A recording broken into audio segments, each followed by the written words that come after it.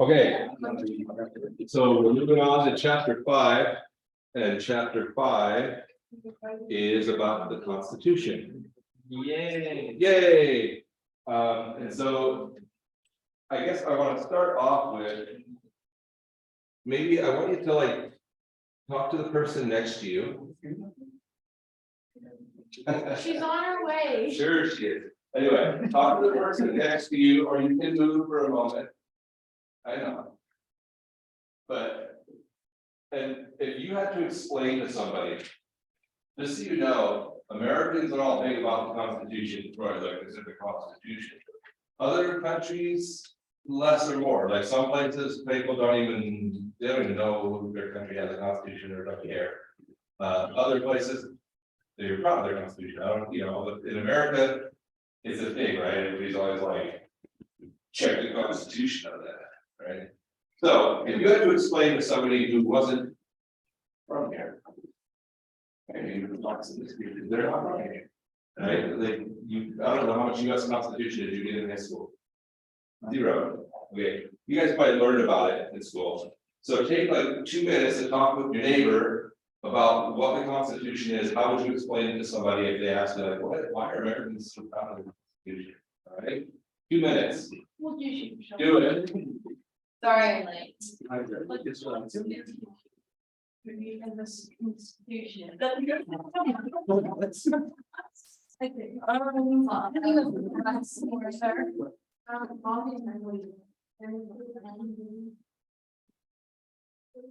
Look, see, he gave us the. I guess it like.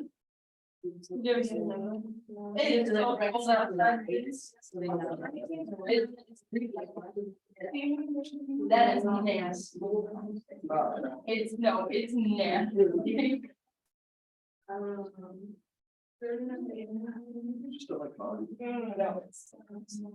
This is so young.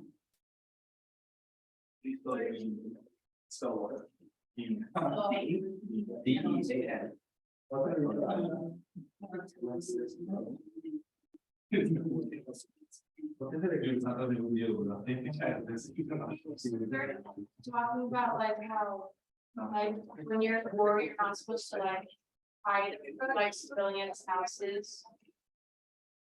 It's more like saying the government had forced civilians to allow to house troops in their homes. That was like a kind of a direct issue because remember this was a British colony, right? And so the British would send all these troops over, have no place to house them, so they would go to like citizens, just be like, you have to house this many, troops in your house, or in your barn, or in your property. And so. I feel like no. Okay, so tell me what you guys came up with. Like, what's one thing you guys came up with if you had to explain the Constitution to somebody? What is it? Helps us to explain our rights.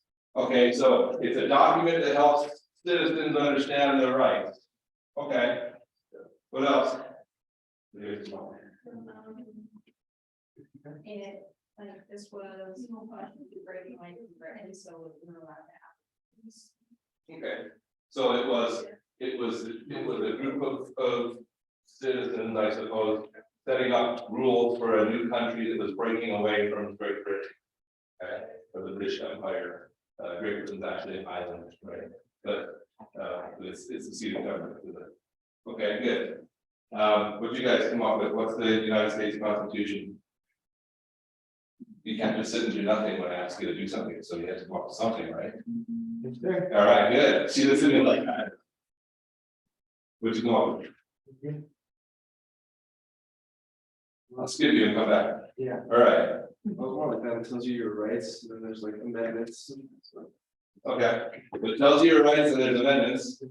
And really, if you think about it, it does tell you your rights, but it does more than that. It actually spells out the limitations of government, right? Which is what your rights as a citizen are kind of like, here's what the government can't do, and here and here's what it doesn't say really what it can do. It says we can't do things. All right, what do you guys come up with? It's used to start things. It's what? Used to start things. Okay. Yeah, so it's sort of based on this foundational idea that the government is of the people, for the people, and by the people. It doesn't say that in there, but They're not in those exact terms, but that's the implication, that the government serves the people, not the other way around. Although I guess maybe the other way around, that we serve the nation. But government's just a tool to make the nation better, right? That's the idea behind it. And that's why a specific document to limit the powers of government and to allow people freedom. And that's the idea. All right, so just a quick overview. The first three articles of the Constitution spell out the three branches of government and their powers. So Article 1 covers the legislative branch. The legislature makes laws, that's their job. And in the United States, that's the House of Representatives. You guys know how many representatives there are in the United States?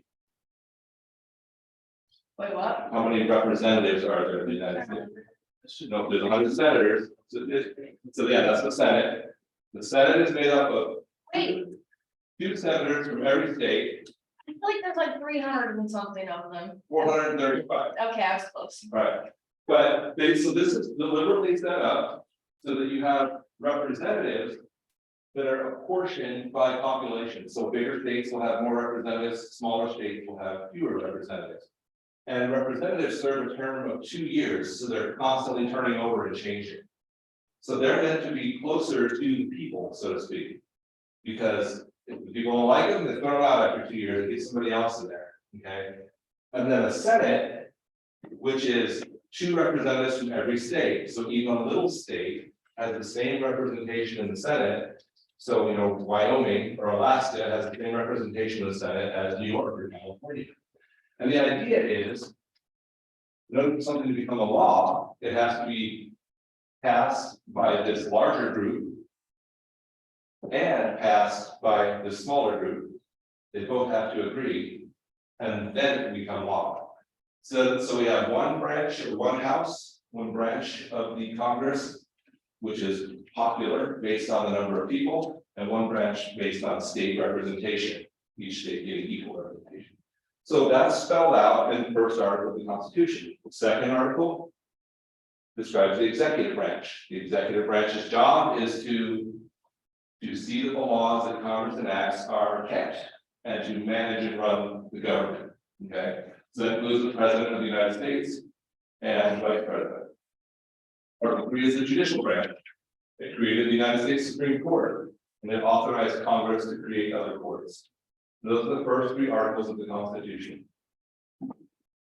Quick overview of the other articles. The 4th article governs or explains how states are interrelated with each other and the nature of those relationships.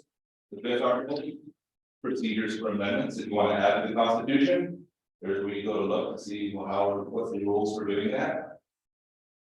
The 6th article has what's called the supremacy clause, and we'll talk about that a little bit more. Then the 7th article is the state ratification of the Constitution. The idea that the Constitution wasn't the Constitution fully until it was ratified by the states. Okay. All right, and then the Bill of Rights, which is the first 10 amendments, and then the other amendments. Now, again, what I gave you was excerpts, and we'll look at some of those. And they're not showing you all the amendments here. They're showing you the ones that most often come into play with business law, as opposed to other types of law. Okay. So the 1st, 4th, 5th, 6th, and 14th are the most commonly used in the types of law that we're going to be looking at with businesses. All right, so before we get to the Bill of Rights, there's a couple of clauses in the articles that really matter.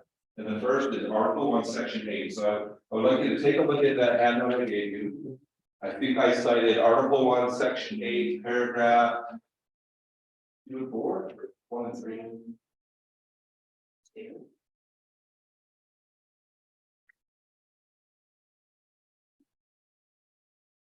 Paragraph 1, paragraph 3, I just said, sorry. Yeah, so paragraphs 1 and 3. So this is what's known as the Commerce Clause. Okay, would somebody be willing to read that out loud? Stephanie, since you're already there, would you be willing to read that for the whole class to hear? The Congress shall have power to lay like taxes, duties, imports, and excises, Excises. to pay the debts and provide for the benefits and general welfare of the United States. While all duties, imposts, and expenses shall be uniform throughout the United States. To regulate commerce with foreign nations and among the several states and with the Indian tribes. All right, so that's Article 1, Section 8, paragraphs 1 and 3, okay? And specifically paragraph 3, you'll hear it referred to as the Commerce Clause. Commerce, if you know what commerce means? Commerce just means business. Okay, so Congress has authority to regulate commerce with foreign nations. So if I'm going to try to do trade with Mexico, Congress can make laws that relate to that. Okay, that's what it's saying, they can regulate it. And among the several states, so if I want to do business outside of the state of Arizona with New Mexico, and with the Indian tribes, Congress can make laws that relate to that. The idea, why this is so specifically spelled out, is should the government be able to make laws that limit business? And if so, how much can they limit, right? That was what they were trying to come up with at this time. Remember, the people who wrote this Constitution were breaking away from a government that was very involved in commerce. I mean, the Boston Tea Party, right? That was a bunch of guys mad because England had made a law taxing their tea. And so when the boat came into harbor, rather than pay the tax, they went and dumped it all in the harbor, right? And it was like, sweet, put it in the harbor. Now, that's a huge oversimplification of a more complicated issue. But recognize that the people who put this together had already felt like the government had been like a little too involved. But they're saying right here that Congress has the right to regulate commerce, at least as it goes with foreign nations, between states, and with the Indian tribes. So does that mean that Congress can't regulate commerce within the state? Let's say I produce a product in the state of Arizona and I sell it to customers within the state of Arizona? Probably. Who do you think would have the power to regulate that? The state. So that was the intent, right? To say, I mean, I don't know what the intent of all different people were, but overall the intent was states regulate their stuff when it's within their state, but something that crosses state lines or goes to a foreign government or with the Indian tribes, that the federal government has some authority to regulate. Okay. By a ton of different court cases, this clause, which is a little bit, I mean, it's not vague, it says, but there's been lots of cases, and we'll look at some in the chapter, that have sort of tried to put limits on this or expand the limits of it. And so right now, often, even if you, let's say I produce a product in Arizona and I sell it to people in Arizona, but in order to transport it from where I produced it to where I'm going to sell it, I drive on an interstate highway, which is a highway that crosses state boundaries, and at least a portion of the cost of it is maintained by the federal government. The government says, oh, that's interstate commerce. And of course, so the states are like, yeah, well, that's not interstate commerce. And of course, the people who don't want to be regulated by the federal government are saying, no. And so those sorts of fights are constantly being had. What constitutes interstate commerce? Especially in the era of the internet, where everything is interstate. If I buy something on Amazon, or let's say you, not you, eBay, okay? I buy it from you. You're in Arizona, I'm in Arizona, but I use this site that goes nationwide or worldwide. Did we participate in interstate commerce? A fair question. Even and you sent it via the United States Postal Service, right? Probably not, in that the buyer and the seller were both there in the state of Arizona, and the product never left the state of Arizona. But you could make an argument. You marketed it in a national thing. So recognize that this commerce clause has created, really what it's done is it's often a place where the government tries to overreach, try to regulate more than probably what they should. And then businesses and states are often fighting back against, and so it's an area of litigation. How much can the government how much should the government regulate? Do you think, let me ask you this. Do you think the government should stop a kid from like having a lemonade stand on the side of the road? You know, you ever do that? Like sometimes in the warm months, you drive down Church Street here and there'll be little kids out there. And like, to me, one of the greatest things you can do for America is buy lemonade from a kid at a lemonade stand, or from Mexico, for your nation, okay, wherever you are. Because I'm like, you are encouraging the entrepreneurial spirit of a child, right? Like, if you ever want to like see $1 become worth more than $1, like if they're charging 25 cents or 50 cents, and you give them a whole $1, and then you watch them like dance around because like you overpaid them, which is nothing to you, 50 cents, but to them. And you just murder that. But should the government be able to regulate that? Should the government come in and be like, hey, yeah, but that would be a local government regulation, right? Forcing a permit for a kid to have a lemonade stand. Does that seem like an overreach? Does it seem like it's going beyond what government was meant to do? Or does it seem appropriate to you? What do you think? We might be split on it, it's okay. Should you have to get a permit just to have a lemonade stand when you're 7 years old? No. Why? Because you're 7 years old.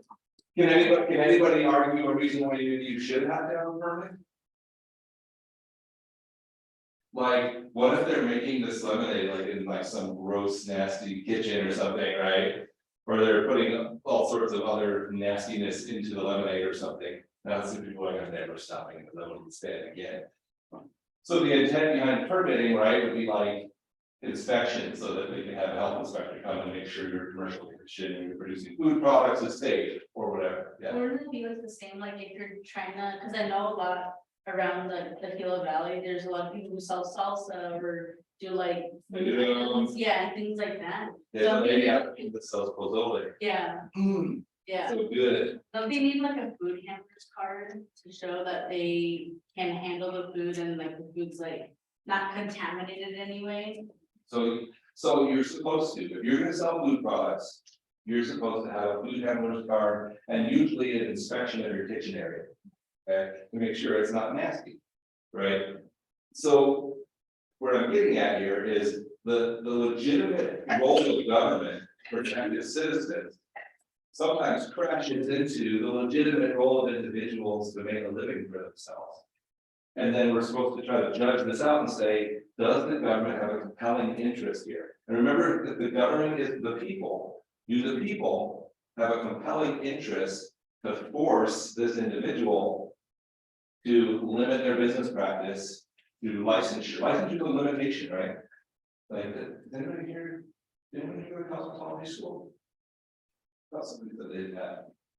You know, that's the government coming in and saying, in order to be able to cut someone's hair or do their nails, you have to go through all these hours of training, which includes safety, properly sterilizing your equipment, all that stuff.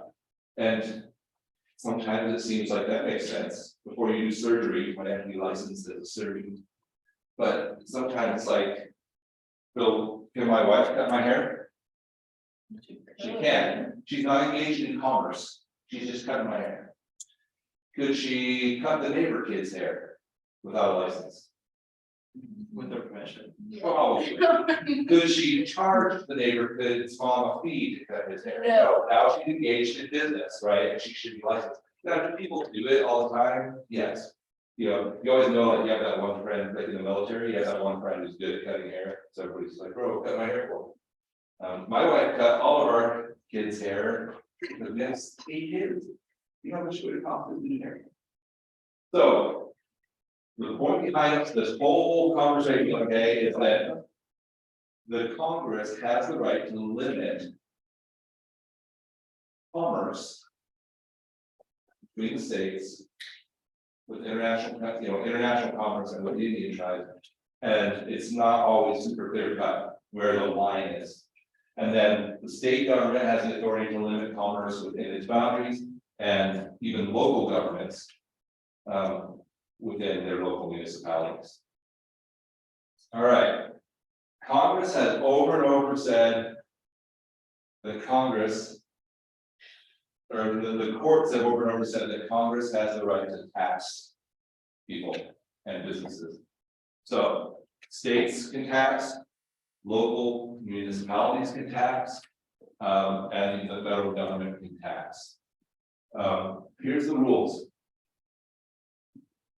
Something to be valid state tax, it cannot discriminate against interstate commerce. Which means I can't tax a product coming in from California at a higher rate than I'm going to tax a product made right here in Arizona. I'm going to have to charge it the same tax rate. Because if you think about it, then it's not a tax anymore, it's more of like a duty on imports. If you can do that with foreign goods, you know, you come in and you pay a duty on it, which is a federal tax. What they're saying is the states can't charge duties, only the federal government has that. And so this is that idea of like, what does it mean to be 50 independent states, but one nation? Well, one thing that's decided there is it means we won't limit commerce between the states. Because it's actually better for the economy overall if we can move stuff freely. That was what they decided. And the tax cannot be an undue burden on interstate commerce. All right. So Article 6. Casey, would you read Article 6 of the United States Constitution for us? Nice and loud with your command voice. This Constitution and the laws of the United States, which shall be made in pursuance thereof, and all treaties made, which shall be made under the authority of the United States, shall be the supreme law of the land. That is, in every state shall be bound thereby. Anything in the Constitution or laws of any state to the contrary notwithstanding. Pretty clear tonight. Are we glad that they wrote in that 1700s English? So the Constitution, this Constitution, and the laws of the United States which shall be made in pursuance thereof. What do you think that means? Article 1, who has the authority to make laws? The Congress. So any laws made by the Congress in pursuance thereof, in other words, that aren't deemed unconstitutional, okay? So any constitutionally created laws by the Congress and the Constitution itself, and all treaties made, which is also the authority of Congress, which shall be made under the authority of the United States, shall be the supreme law of the land. So what they're saying is federal law is supreme to state law or other laws. That's why, so this is called the supremacy clause, whatever people really call it that. And that's Article 6, paragraph 2 of the United States Constitution. In essence, that means that when a state makes a law, that law can't supersede the federal law. State can't say like, we're not doing that, we're gonna have our own law. The state can add to federal law. So like, if the federal government says minimum wage is $12, the state can say, well, we want minimum wage in our state to be 15. But the state can't say, we want the minimum wage to be 10. Does that make sense? So they can't undercut the federal government, but they can add regulations on top of that.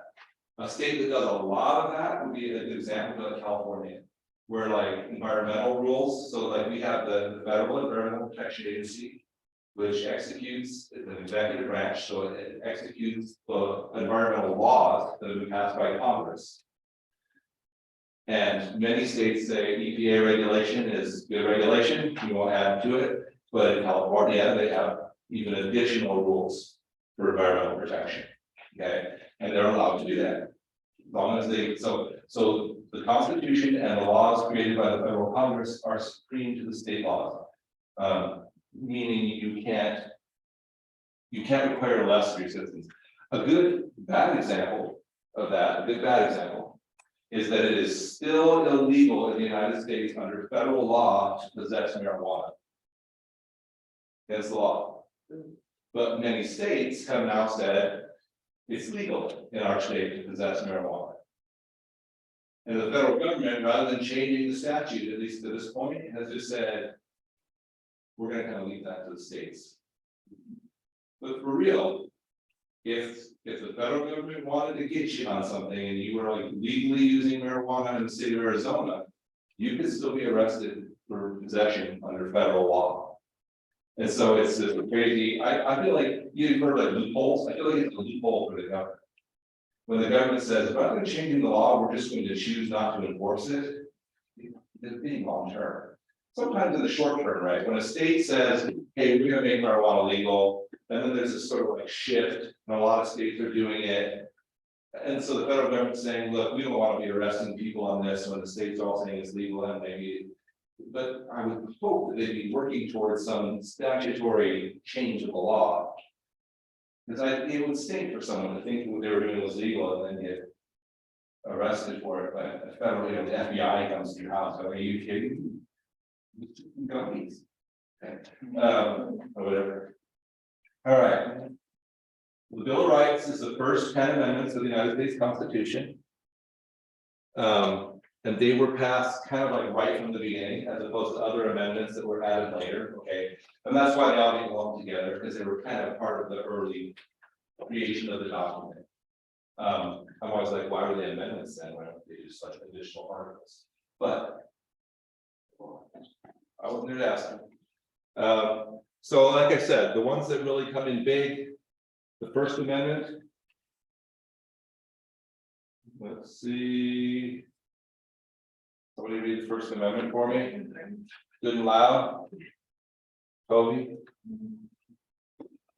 Amendment 1, the United States Constitution. Congress shall make no law respecting an establishment of religion or prohibiting the free exercise thereof, or abridging the freedom of speech or of the press, or the right of the people peacefully to assemble and to petition the government for redress of grievances. Yeah, so again, thank you 1700s English, what does that mean? And some part is pretty easy, right? Like the government can't limit speech. Can it though? Yes. And why? Like what would, why, in what way can the government, In schools. Schools. what do you mean by that? Because you can't just like, especially like when you're in I mean, in college, it's like a little bit more like, they're more acceptable because you're older.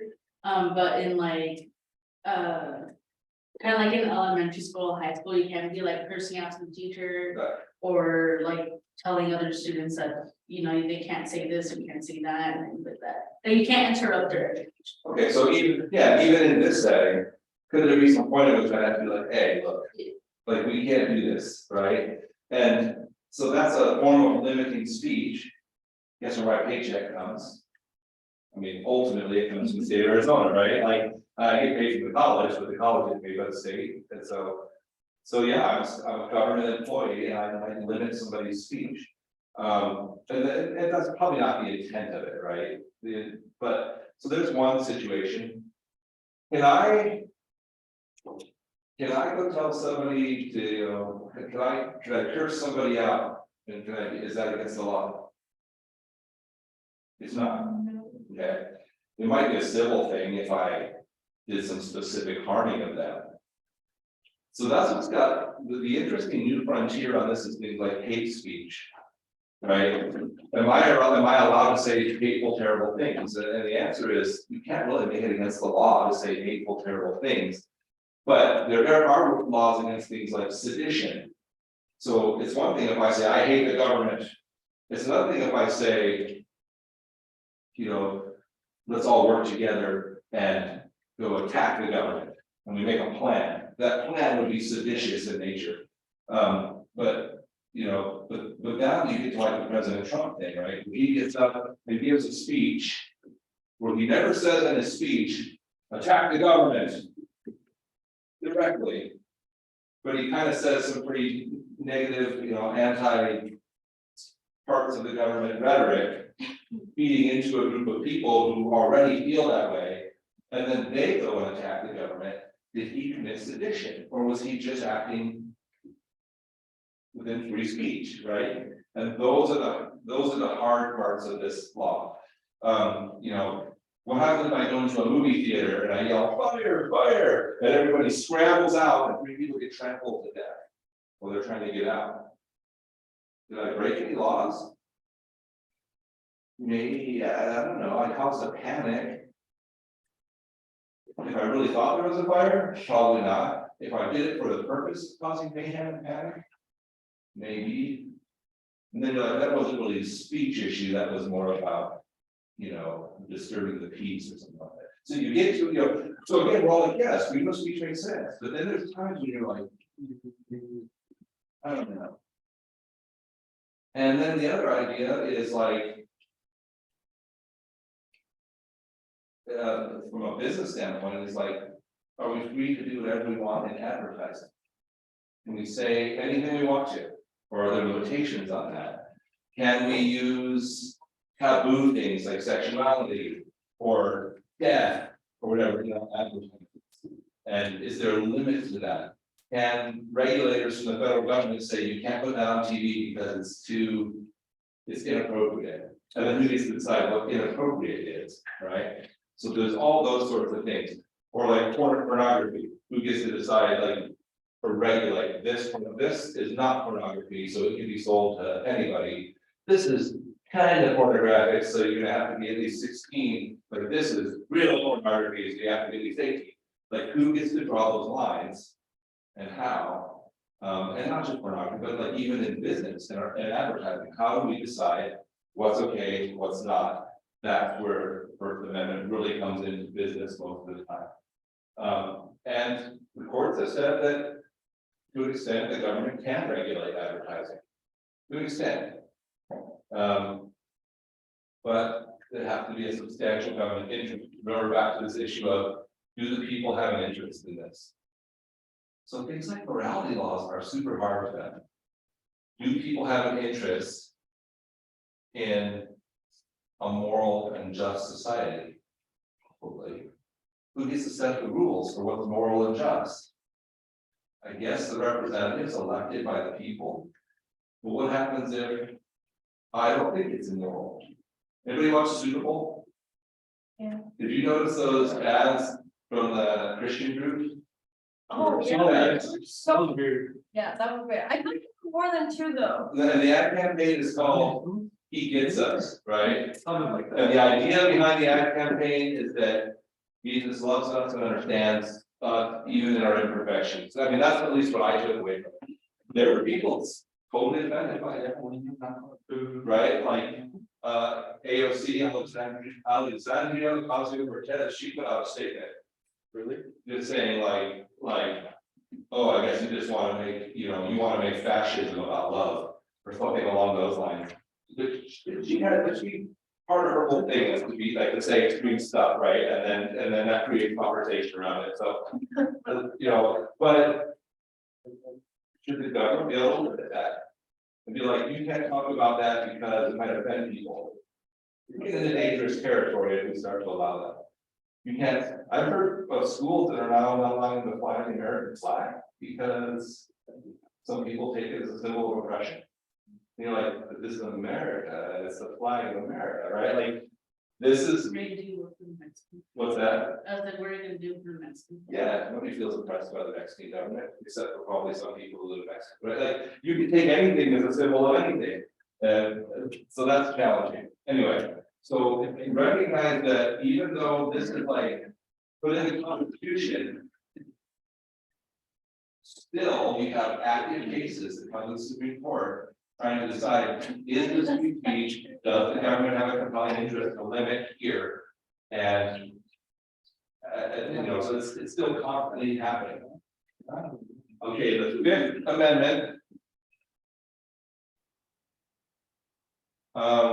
Let's not read the whole Fifth Amendment right now, but the very last sentence that says, actually, it's not even a sentence, it's the last clause after the last semicolon says, nor shall private property be taken for public use without just compensation.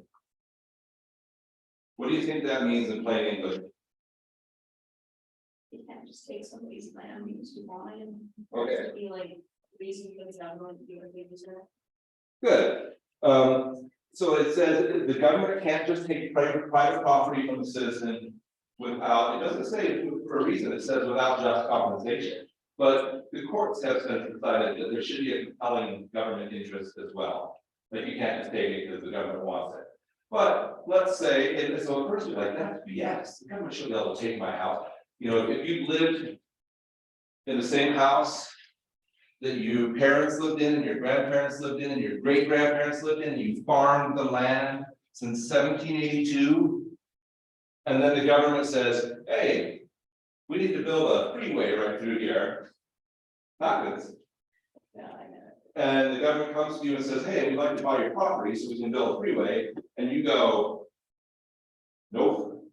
And they go, no, we'll offer you fair compensation. We've done a study of what all the other properties around you have sold for, and we're offering you fair market value for this. And you go, nope. And they go, we'll offer you a slight premium to the market. You know, this, your land with $1 million, we'll buy it for $1.5 million from you. That's not a slight premium, that's a huge premium, it's 50% again as much. Nope. At that point, the government can take it from you. And say, there's a compelling interest, we can't have roads going like this, we need straight freeways. The freeway is gonna open up, you know, they can show you studies on how it's gonna improve traffic flow to the community. They can't take it from you and not compensate you, they still have to compensate you, they can just force you to sell it, in essence. That's what eminent domain is, the right of government to take private property for public purpose for just compensation. And it's spelled out in the fifth amendment to the Constitution.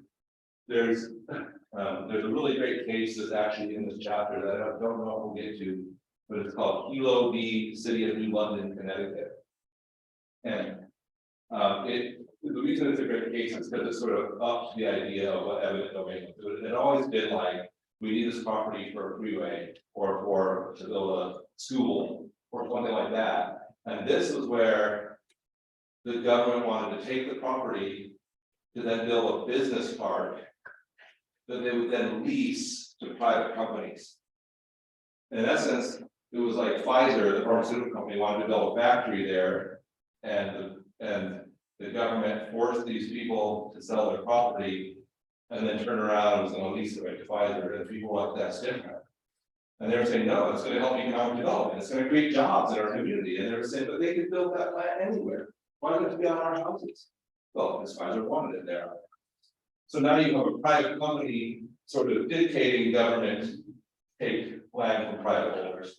It's a really interesting case, so that's what we're checking out. So that's just know the term eminent domain and what it means, which is the government's legal right to take property for public purpose for just compensation. And if it doesn't meet those, so if it's not for a public purpose, then it doesn't fall within eminent domain. The government can't do it. They can't take it for because the president really wants to live there. Good question. Oh, we were just doing that. All right. And if there's not just compensation. Well, what's just compensation?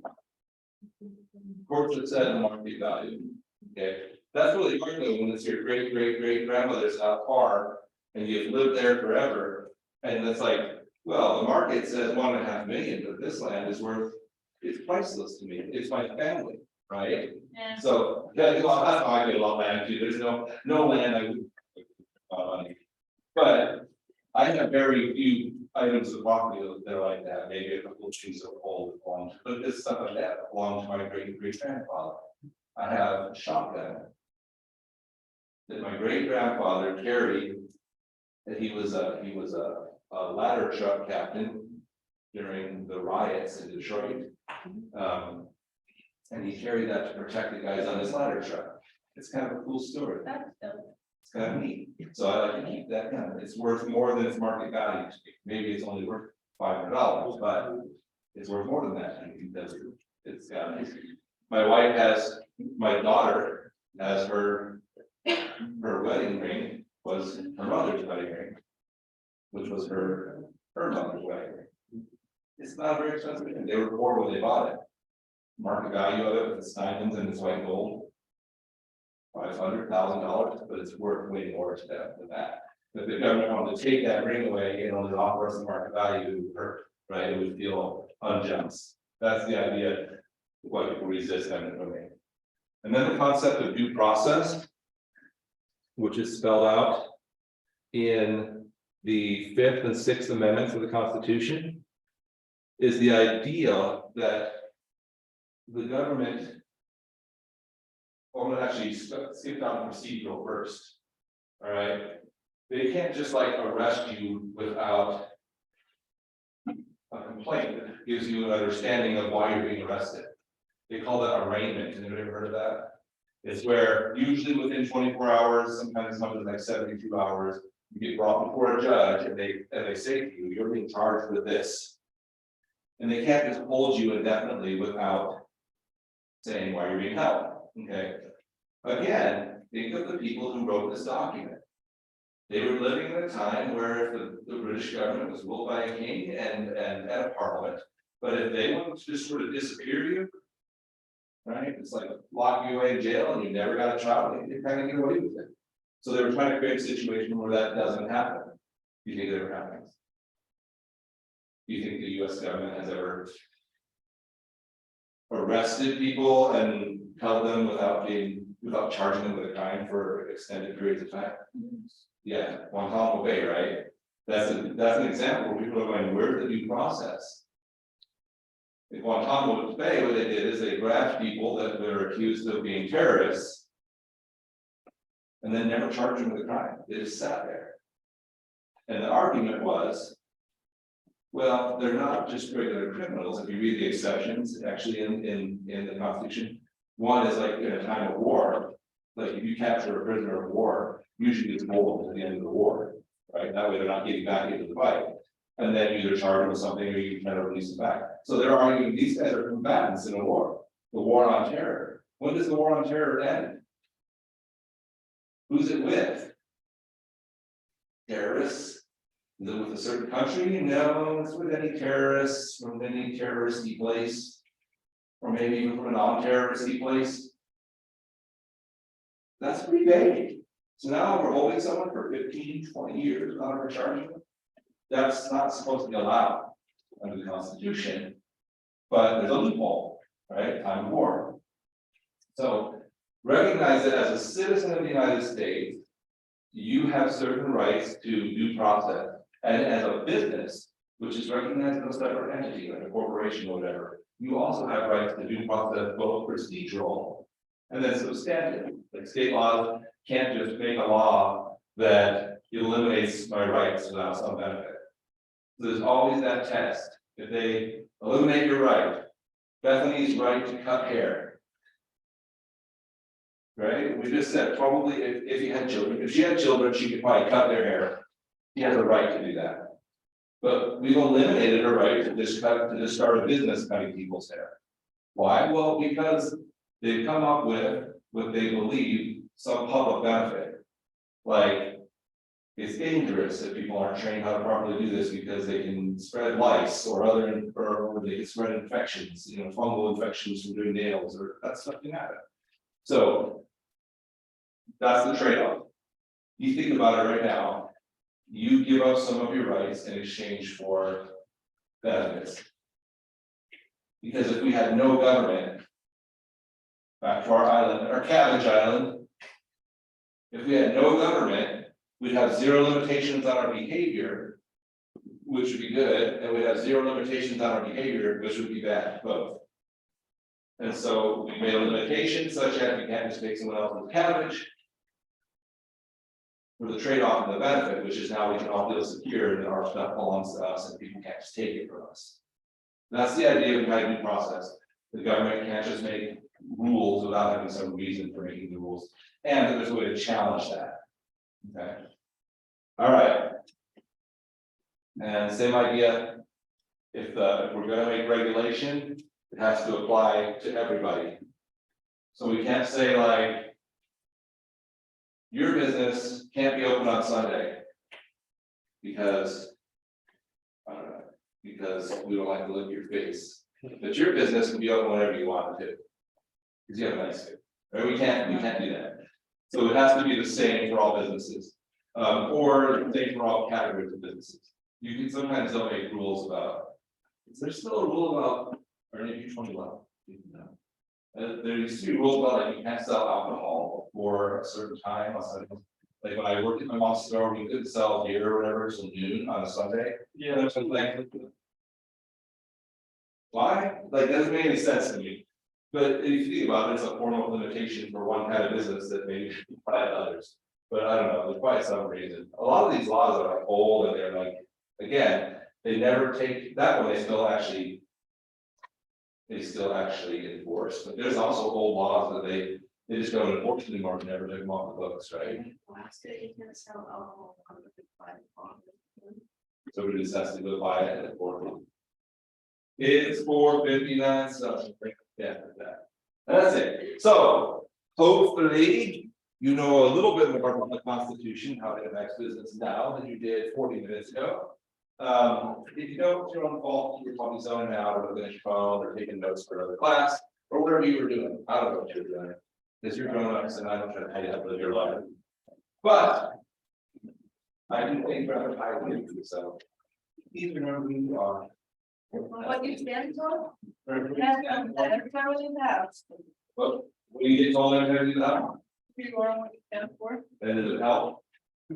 Yep. Sure. Are you ever about to do something and be like, this is not what I have, this is not what I stand for? Well, that's fine. I do that, I've had situations where I have. Hey, it doesn't matter if you don't leave the house though. True, you do every once in a house. Is this what I stand for? No, that's why I'm laying on the couch. Have a great day, guys.